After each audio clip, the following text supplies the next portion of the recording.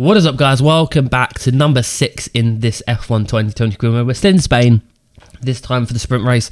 If you haven't seen the last video, do go check it out. It was a good race all the way up until pretty much the final corner. So it was definitely a video you should go check out. We're here, obviously, for our starting grid position of P8. Not because we had a bad race yesterday, but obviously because we won the race.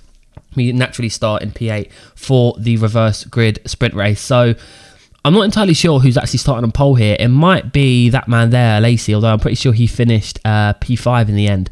So it's going to be interesting to see who's actually on pole. Louis Delatraz there in 18th place, very lonely position for Louis Delatraz. Ourselves, obviously, not too bad. It's kind of where you want to be for the sprint race, obviously, meaning you won the feature race. Mick Schumacher obviously starting P5 or P4, I believe.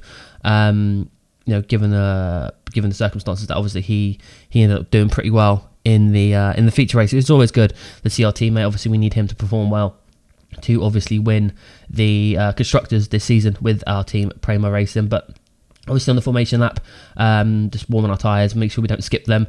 King just ahead of us. It's going to be interesting to see how we do against him. There's Mick, P5, Lacey is P4. So not sure who's leading the race, but I'm sure we'll get to that point if we can make our way to the front of the grid. We are underway here for the sprint race. Jordan King got a lot of wheel spin, as did we. We're getting a bit swallowed up by Boccolacci. Luca Ghiotto looks like he's going to have a go. I think Ralph Boschung is probably a bit too far behind, but we're going to take it nice and cautious into turn 1. Being in the middle of the pack isn't exactly where you want to be, and knowing what Ghiotto's like, especially Dorian Boccolacci, they may go slow at some point. We have a look down the inside of Ghiotto, but that was never going to happen for ourselves. Puts us under the mercy of Boschung, but Ghiotto, I don't know what happened there. He went really slowly mid-corner, so we're going to try and chance around the outside. Maybe have a little look at Dorian Boccolacci if we can, side by side with him. And he's going to squeeze us a little bit, so we let him go. That way we don't get squeezed onto the grass. That's the last thing we need, especially in this Grand Prix. But up the back of Dorian Boccolacci, the man who won the first round of this career mode, if you remember, back in Bahrain. He's going to leave the door open very wide. King goes incredibly slowly.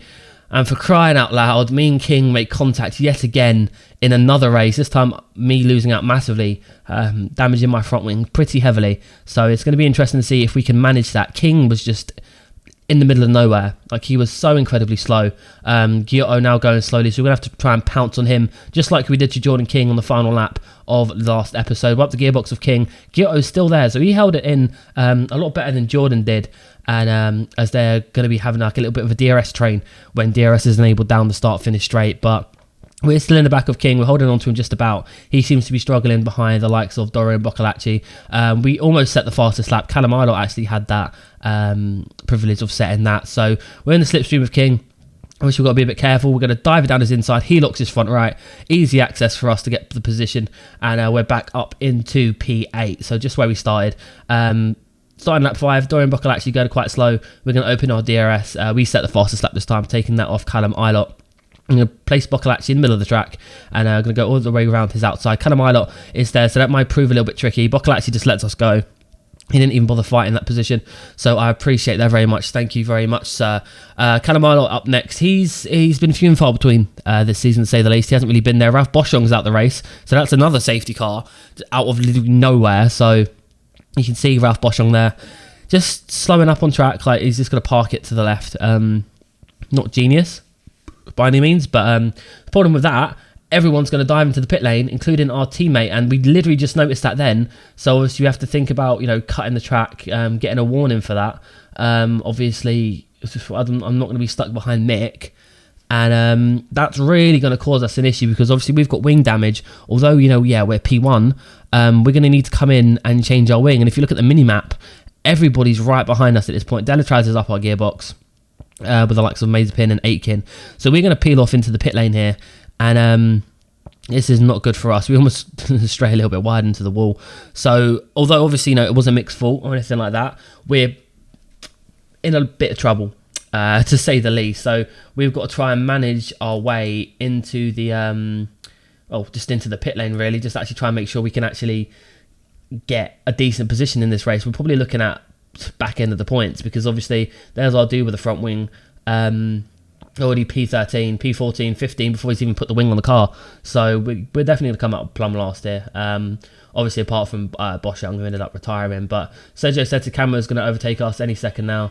Then there he goes. So a bit of a headache for ourselves, obviously being in a pretty decent position Probably around about P5 or something like that. Obviously, to have that all that effort just down the drain. I probably could have stacked with Mick, but at the same time, I don't think it would have improved that much our position. So you see, we're ready for the restart, and the rain's starting to come down. So this is going to be interesting conditions for the last half of the Grand Prix. So we're going to see what the drivers are like in these conditions. Obviously, we got fresh tyres just like everybody else does on the softs. A few guys are on the hard still, like Correa, for example, still on the hards. But we're going to line up Correa here, get a good exit.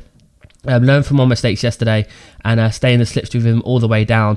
Sete Camara got a little bit sideways on the exit there, so he slowed down mid-corner, so that could open him up to a move potentially in turn one. We are gaining down on the Brazilian driver. It's going to be a bit of a lunge if we do make it around the outside. We're going to go all the way off the track using the eSport line to get as much turning into the following corners, and we may fancy a move around the outside of turn 3. This would be an audacious move on ourselves. We managed to get the traction down and all the way around the outside of Sergio Seto Camara, and that was a beautiful overtake. So much I made it the thumbnail. I just sweeping all the way around turn 3 and just getting past him. That was absolutely beautiful overtake. Guan Yu Zhou is the next car in our sight. We seem to be doing pretty well in these conditions. They're not affecting us too much, especially probably because we wasn't in behind the queue just as much. We're going to dive down the inside of Zhou. He moves on the braking slightly, which kind of threw me off a little bit, I'm not going to lie. It was quite concerning. Correa's up next. A few guys are in the pit lane, so we're moving up into what is essentially now P10 if we can get past Correa. So the guys on the hards, I believe, started to come in pretty late in the day. So we're going to go all the way around the outside. Correa's not going to have any grip on those hard tyres, especially in these conditions, trying to keep them warm as the track temp falls and the rain comes down. But Nick De Vries is in P9, Calderon P8. So Calderon's not doing too bad. We're going to go extremely wide here, just losing understeer, and we actually get a penalty for that. Like, I didn't gain any time. I went further off the track than anything. But obviously, the 3 warning system, obviously, getting one for the crossing the pit exit, a little bit unfair. So we're going to have to pull a gap to these guys if we get past him. Nick De Vries going very slowly. He locks up. We're going to take full advantage. We ride the curb. He's actually going to come back at us as we go through turn 11, and we're going to have to hang him out to dry in that situation. Luckily, he pulled out of it. Otherwise, that probably would have been a crash, but I let that up to him. Tatiana Calderon, the BWT car, doing in P8. That's really, really solid from her. And again, another driver that's on the hards. King's just ahead of her in P7, so King hasn't made a lot of ground this race. Maybe had some damage on his rear end after that. We're going to try and go all the way around the outside of Calderon. Can't quite get the power down, but if she goes to the inside, we may look down her inside, and we do indeed. We chuck it up her inside, and that's us up into P8. We're in the points. We kind of need to pull a gap now, just to make sure we can actually keep that position. But if you look, our gearbox is glowing red. It's absolutely glowing. So we had to conserve.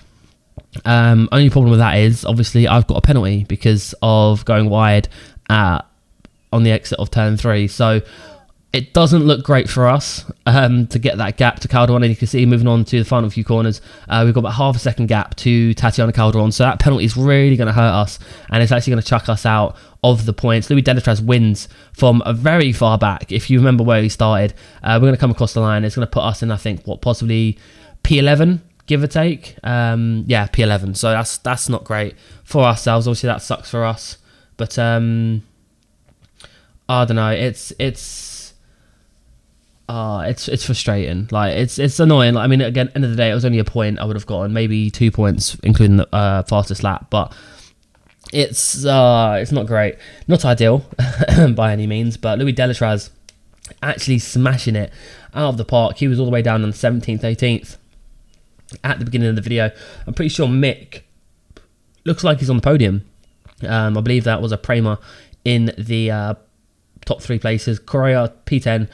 He'll be happy with that, given that he was on the hard tyres for the rest of the Grand Prix.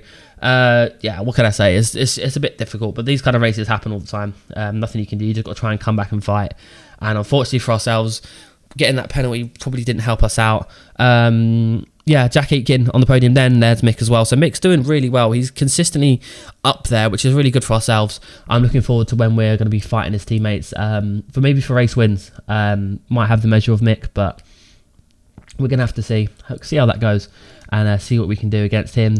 But fair play to Louis. Absolutely smashed it. I had no idea how he managed to do that, but that was a phenomenal qualifying. from him to get up there, and then obviously in the races to actually do bits. There's our penalty, P11. Not great. We're going to check the standings and see what the damage is. Obviously, we've done lost a few points to a few of the cars. But Calamaro is now P2, but see how that goes into the next race, which is Monaco. So if you have enjoyed this, guys, please do slap a like on it. It helps me out massively, and subscribe if you're new on there for more Formula 1 content coming out very, very often. But Monaco's next. I'm looking forward to that. I might put all two into one. But yeah, so I'll see you guys for that video. Hope you've enjoyed. Until next time, bye bye.